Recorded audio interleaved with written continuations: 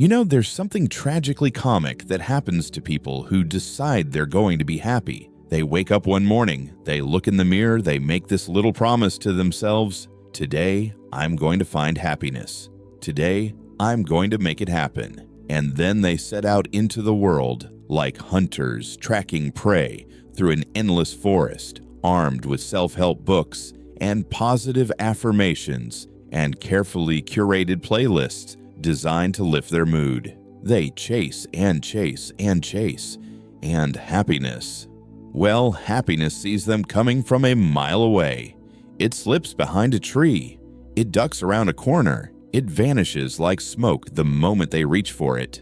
And the more desperately they run, the more exhausted they become, the further away that shimmering thing seems to float. But I want to suggest something almost ridiculous to you today. Something that sounds wrong the first time you hear it, but rings truer the longer you sit with it. It's rather like trying to catch your own shadow on a sunny afternoon. Have you ever watched a child do this? They see their shadow stretched out on the pavement in front of them, and something in their little brain says, "I want that." So they run toward it. They reach down to grab it. But of course, the shadow moves at exactly the same speed they do. It stays perpetually ahead, perpetually just out of reach. The child gets frustrated. They run faster. They make elaborate plans. They try to trick the shadow by running in circles or jumping or sneaking up on it from the side. None of it works. The shadow remains untouchable. And eventually, exhausted and confused, the child sits down and suddenly notices that the shadow is right there, sitting with them, had been with them the entire time. This is exactly what we do with happiness. We turn it into an object to be acquired, a destination to be reached, a state to be achieved through sufficient effort and strategy. We create elaborate maps in our minds. First, I'll get the promotion, then I'll meet the right person, then I'll lose 15 pounds, then I'll finally feel that sense of arrival, that warm glow of contentment I've been promised. We treat happiness like it's a rare butterfly that requires special nets and precise timing and expert technique to capture. And we spend years, decades sometimes, chasing it through the landscape of our lives. But here's what shows up in the actual living of it. You wake up and immediately check, "Am I happy yet?" You scan your internal weather like you're looking for signs of an approaching storm. You monitor your mood. You compare today's happiness levels to yesterday's. You feel a flicker of joy and immediately grab for it, try to hold it, try to make it stay. And in that very grasping, it dissolves. You have a good day and think, "Finally, this is it. I've found the formula." And then you wake up the next morning and it's gone and you panic, thinking you've lost it again, wondering what you did wrong.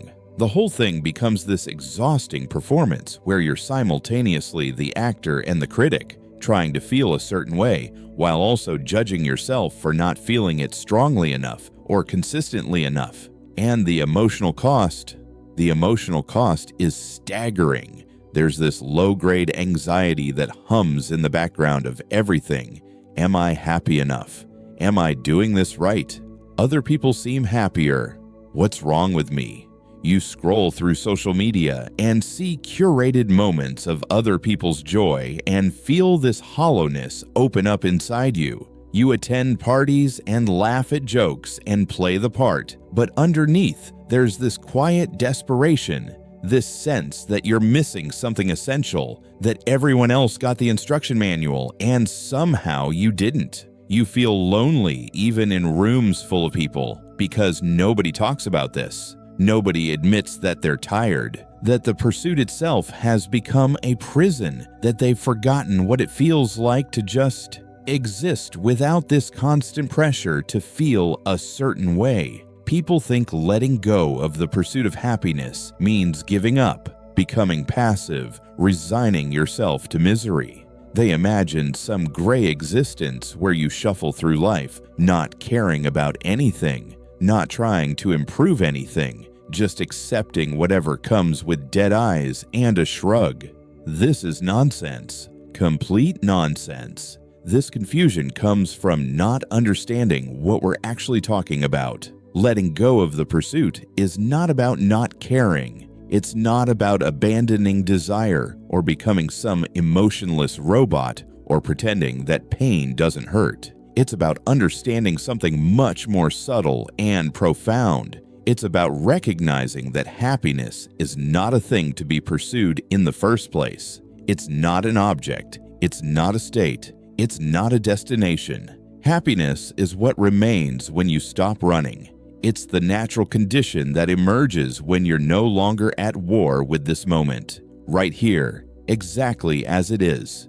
It's not something you create through effort. It's something you uncover by removing the obstacles you've built between yourself and the simple fact of being alive. Think about it differently. Happiness is not a possession. It's an absence of resistance, an absence of the constant internal argument with reality, an absence of the exhausting commentary that says, this should be different, I should be different, life should be different. When that argument stops, even for a moment, what's left is a kind of easiness, a kind of okayness, not because everything is perfect, but because you've stopped demanding that it be perfect. You've stopped standing outside your own life, judging it against some imaginary standard. You've come back into direct contact with the actual experience of being here. Think about a jazz musician in the middle of an improvisation. They don't play great music by thinking about greatness. They don't create beauty by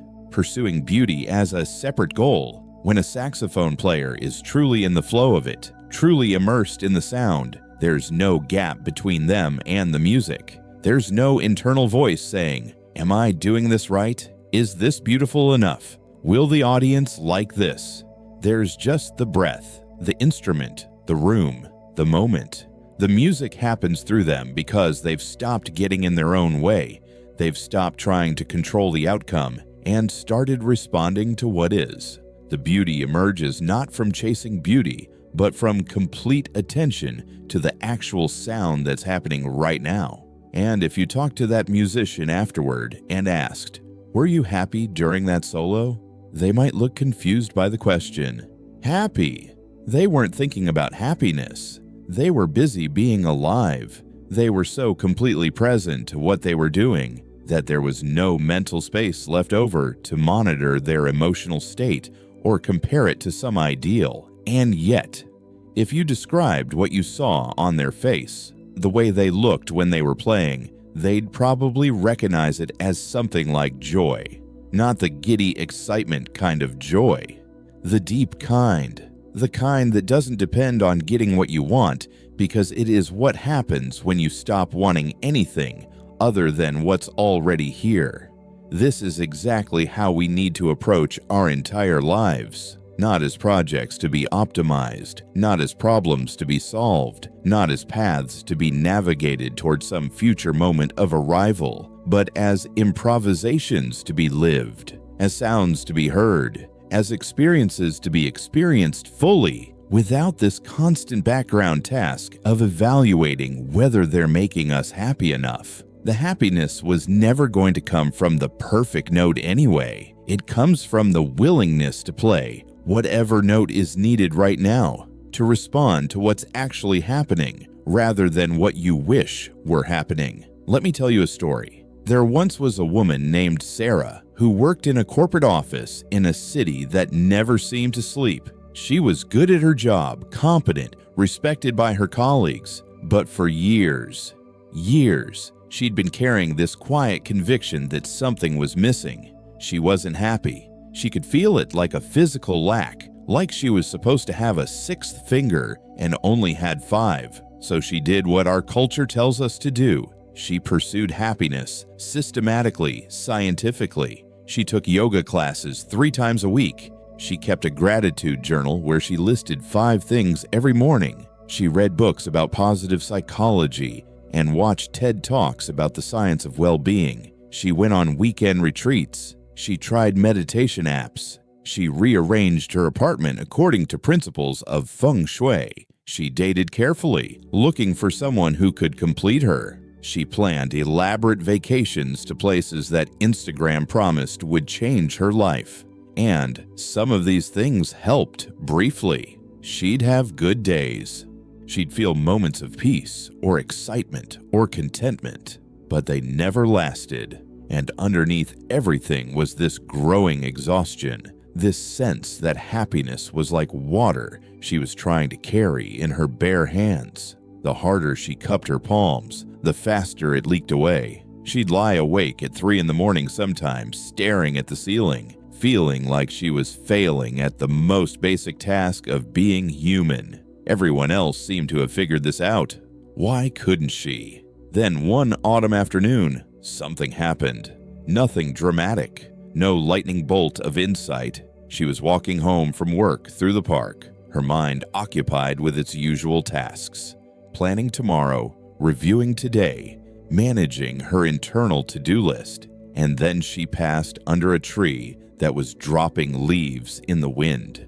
For no particular reason, she looked up and just stopped. Stopped walking, stopped thinking, stopped pursuing anything at all. She just stood there under this shower of yellow leaves, watching them spiral down through the afternoon light. And for maybe 30 seconds, there was no commentary, no voice in her head saying, "This is beautiful. Am I appreciating it enough?" No effort to turn the moment into something, to capture it, to use it as evidence of her progress toward happiness. Just leaves falling, wind moving, light shifting, her standing there. When she started walking again, something had changed.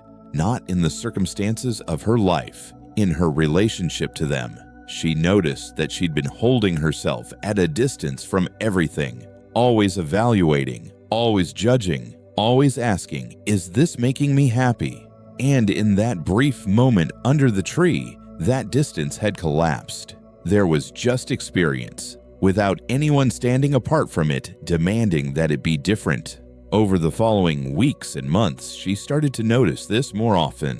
How much energy she'd been spending trying to feel a certain way. How exhausting it was to constantly monitor her internal weather. How much of her life she'd been missing because she was so busy evaluating whether it was good enough. She didn't become some enlightened being. She still had bad days, still felt sad or frustrated or disappointed. But she stopped treating those feelings like problems to be fixed, obstacles blocking her path to happiness. She started treating them like weather. Sometimes it rains. You don't stand in the rain trying to think it away. You just let it rain.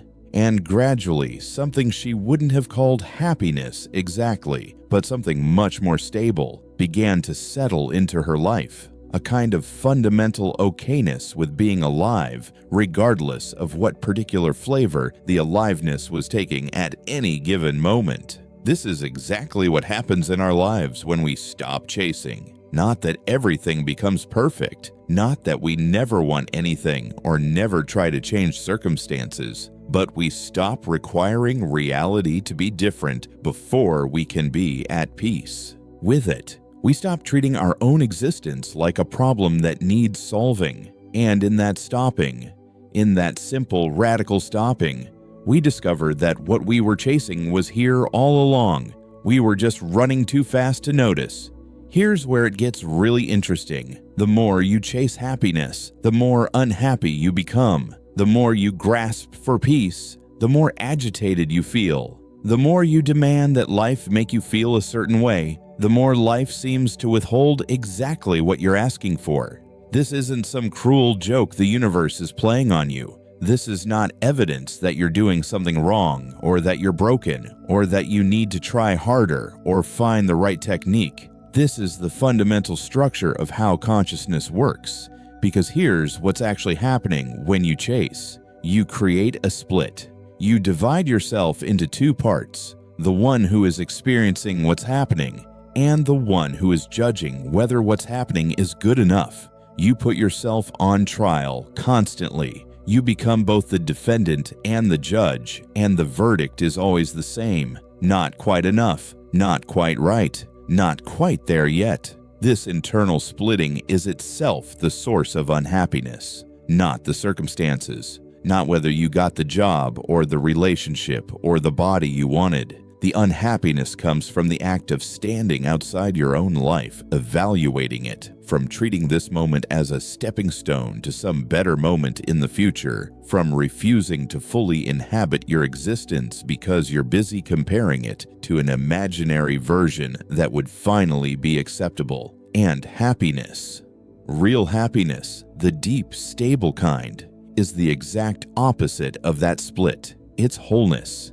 It's being undivided. It's this moment meeting itself without argument. When you're truly present, when you've stopped the internal commentary even briefly, there's no happiness separate from the simple fact of being here. There's just this, just the breath moving, just the sounds in the room, just the sensation of being alive. And that is what you've been looking for. Not some special elevated state where everything feels good all the time, just the direct, unmediated experience of existence when you're not at war with it. So the pursuit of happiness creates unhappiness because pursuit itself creates distance. It puts what you're seeking perpetually in the future, perpetually over there, perpetually conditional on something changing. And as long as you're in that relationship with happiness, as long as you're treating it like something you don't have but need to get, you're reinforcing the very pattern that prevents you from recognizing it. You're looking everywhere except the one place it actually exists, which is right here, in the simple fact of being aware, being alive, being present to whatever is. But here are the dangers most people never talk about when they tell you to stop chasing happiness. Because this isn't some simple feel-good philosophy. This is subtle work, and there are real traps. First danger, mistaking spiritual bypassing for acceptance. You can read about not pursuing happiness and use it as an excuse to become passive, to stop caring about anything, to justify never trying to improve your circumstances or help others or engage with the world's problems. Well, I'm just accepting what is. No, that's not acceptance. That's resignation wearing acceptance's clothing. Real acceptance is profoundly active. It's saying yes to this moment exactly as it is and responding to it with your full engagement. It's not using philosophy as an excuse to check out. It's checking in so completely that action arises naturally from clarity, rather than from the frantic energy of trying to escape what you don't want to feel. Second danger, the loneliness of this path. When you stop chasing happiness in the conventional sense, you stop playing the game that almost everyone around you is playing. Your friends are comparing vacations and promotions and relationship milestones, and you're, what? Sitting with leaves falling? They ask, "How are you?" And they want the usual dance of complaints and accomplishments, and you find yourself with less and less to say because you've stopped treating life like a problem to be solved. This can be isolating. People might think you're depressed, or giving up, or being weird. You might lose friends who were only ever connected to you through shared pursuit, shared anxiety, shared strategies for finally getting it right, and you have to be willing to let them go. Not because you don't care about them, but because you can't unlearn what you've seen. You can't go back to pretending that more accomplishments or better circumstances will finally be enough. Third danger, the ego's hijacking of this insight. Your mind is incredibly clever. It can take the idea of not pursuing happiness and turn it into a new thing to pursue. Okay, I'm going to be really good at not chasing. I'm going to become the most present person. I'm going to master acceptance. And suddenly you're right back in the same trap, just with different vocabulary. Now you're judging yourself for not being non-judgmental enough. You're grasping for non-grasping. You're creating anxiety about whether you're doing acceptance correctly. This is perhaps the most subtle danger of all because it looks like progress. It feels like you're on the right path, But you've just replaced one form of self-improvement with another, and the underlying pattern, the pattern of treating yourself as a project to be perfected, remains untouched. Fourth danger, the illusion that understanding this intellectually means you've embodied it. You can read these words, you can nod along, you can think, yes, I get it, I need to stop chasing, and absolutely nothing changes in your actual moment-to-moment experience, because knowing about this and living from this are completely different things. The knowing happens in your head. The living happens in your body, in your breath, in the actual texture of how you meet each moment. And the gap between them can be enormous. You can spend years understanding that you shouldn't chase happiness while still, in practice, chasing it desperately every single day. This is not because you're stupid or because you're not trying hard enough. It's because transformation doesn't happen through intellectual understanding. It happens through repeated patient practice of actually stopping, actually feeling, actually being here when every instinct is screaming at you to do something, fix something, change something, pursue something. This is not because you're weak or flawed or lacking in discipline. It's because you're trying to unlearn a pattern that has been reinforced by literally everything in your culture since the day you were born. Every advertisement, every movie plot, every conversation about life goals, they all rest on the assumption that happiness is out there, waiting for you, conditional on getting the right combination of circumstances. Unlearning that is like trying to see the water when you're a fish. It's the medium you've been swimming in your entire life. Of course it's difficult. Of course it takes time. Of course you'll forget and get caught up in chasing again. The practice isn't about never chasing. It's about noticing sooner when you are. But how do you actually practice this? How do you move from understanding to embodiment? Start small, much smaller than you think is necessary. The next time you feel happiness arising, maybe you're laughing with a friend. Maybe you're eating something delicious. Maybe you're watching light move across a wall. Instead of grabbing for it, instead of thinking, this is good, I need to remember this, I should do more things like this, just let it be there. Don't do anything with it. Don't try to make it last. Don't try to figure out what caused it so you can replicate it later. Just experience it fully while it's here, knowing it will fade because everything fades. And that's fine. Watch what happens when you stop trying to possess the good moments. They become fuller, more vivid, more alive precisely because you're not standing apart from them trying to capture them. You're in them, completely in them. And that is what you were actually after all along. Practice with difficult emotions too.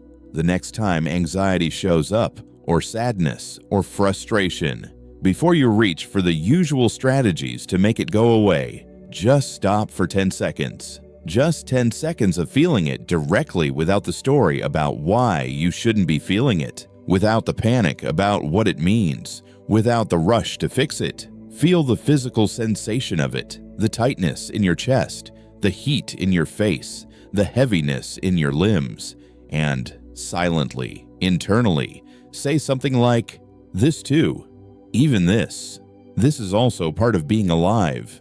Not as a way to make it go away, as a way to stop fighting with it. Watch what happens when you stop treating your own feelings like enemies. They still hurt, but the suffering, the extra layer of suffering that comes from resisting the hurt, that begins to dissolve. Hold your plans lightly, your goals, your ideas about how life should unfold, your pictures of what happiness will look like. Hold them like you'd hold a bird in your palm, loosely enough that it can fly away if it needs to. Make plans, yes. Set intentions, yes. Work toward things you care about, absolutely. But hold the outcomes with an open hand. Practice saying, even just internally, I'd like this to work out this way, but if it doesn't, I'll meet whatever actually happens. This isn't pessimism. This isn't lowering your expectations or not trying. This is recognizing that you have much less control than you think, and that insisting on a particular outcome is what creates most of your suffering. Life is going to unfold however it unfolds. Your resistance to that fact doesn't change the fact. It just makes you miserable while it's unfolding.